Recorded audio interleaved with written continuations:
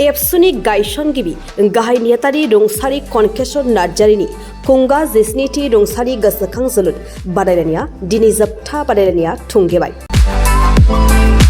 दिनैनि बे जोबथा बादायलायनायाव गेलेयो खोरोमदाव क्लाब आरो सानसोरां क्लाब सेरफांगुरि।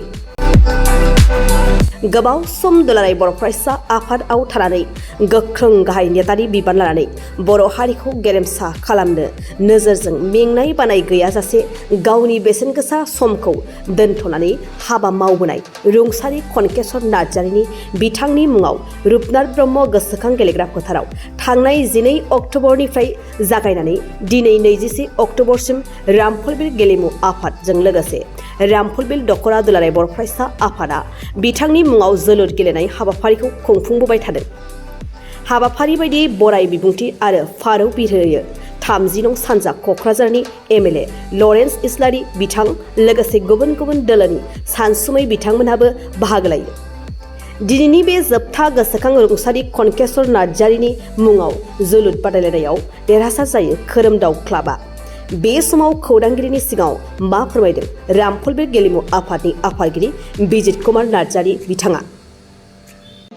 जोबोद गोजोनथाव बाथ्रा दिनै जोङो रामफलबिल दख'रा दुलाराय बर' फरायसा आफाद आरो रामफलबिल आनसलिक स्पर्ट्स एस'सिएशन मोननै आफादजों जथायै थांनाय 2023 मायथाइनिनो बे अक्ट'बर दाननि 12 अक्ट'निफ्राय जागायनानै गेलेयै दिनै फाइनाल बादायलायनायाव सफैनो हाबाय आरो जोबोद गोजोनथाव बाथ्रा बेनो दिनैनि बे जोबथा एबा फाइनाल बादायलायनायाव जे गोबां रायजो राजाफोरनि बाहागो लानायजों बे हाबाफारिया खोब मोजाङैनो जाफुंसारबाय।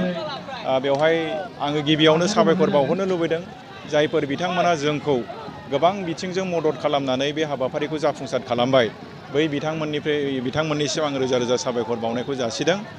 स्पेसियेलि जोंहा बिटिआर गभर्नमेन्टनिफ्राय बे कन'क नार्जारि गोसोखां फुटबल बादायलायनायनि मुङाव बोसोरि रिकारिं जोंनो 5 लाख रां खरि हरो। बेनि थाखाय जोङो बिटिआर गभर्नमेन्टखौ सिगाङावनो साबायखर बावग्रोबाय। बेनि उनाव जायफोर जोंनि वेल उइजार बिथांमोना जोंखौ बोसोरै मदद खालामो रां रुफा हरनानै बिथांमोननो गासैनोबो जोङो रामफलबिल आनसलिक स्पर्ट्स एस'सिएशन जानानै बिथांमोननो जों साबायखर। दिनै खोब गोजोननि बाथ्रा दिनैनि बे जोबथा हाबाफारियाव जों गाहाय आलासि महरै हांख्रायनानै लाबोदोंमोन जोंनि बिटिआरनि मानगोनां गाहाय खुंगिरि चिफ मानव गेदेर मुस्रि प्रमद बर' बिथाङा जोंनि गेजेराव सफैनानै बिथाङा जोंजों बाहागो लादों आरो बिथाङा गावनि गुसुं बिबुंथियाव जोंनो फोरमायलांदों रायजो राजानो फोरमायलांदों जे रामफलबिल ओनसोलाव गेलेनायखौ जौगाखांहोनो थाखाय माखासे बिथांखि बिथाङा फोसावलांदों।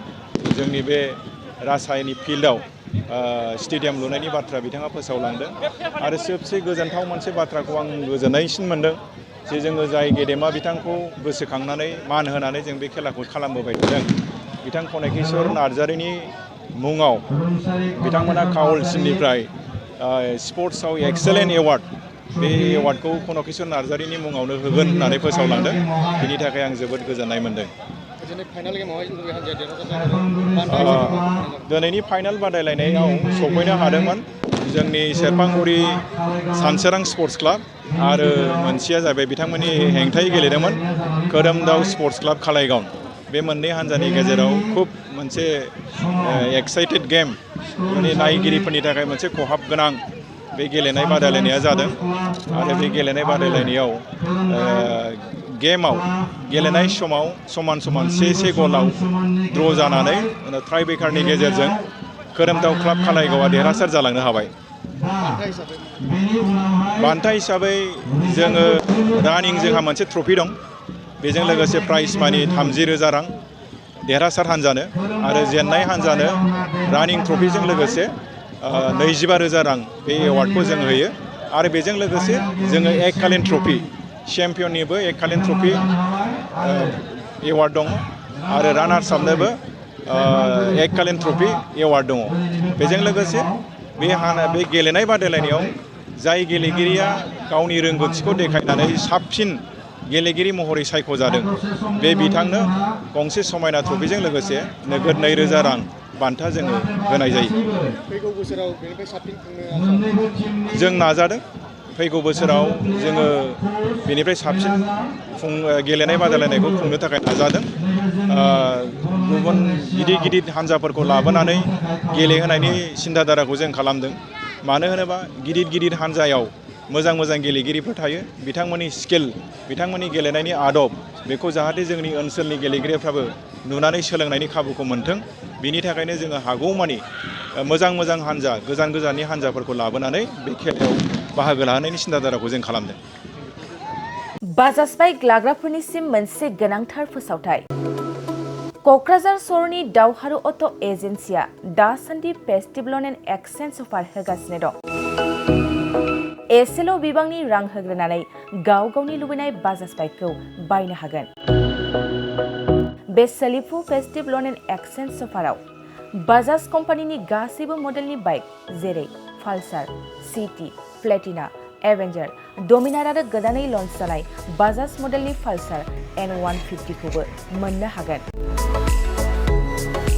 बे सोलिफु फेस्टिभेल एन्ड एक्सचेन्ज अफाराव गोबांद्राय नङा RC इन्सुरेन्स लाफानानै 9,999 रां बेसेनावनो लवेस्ट डाउन पेमेन्ट होनानै बाइकखौ लानो हागोन।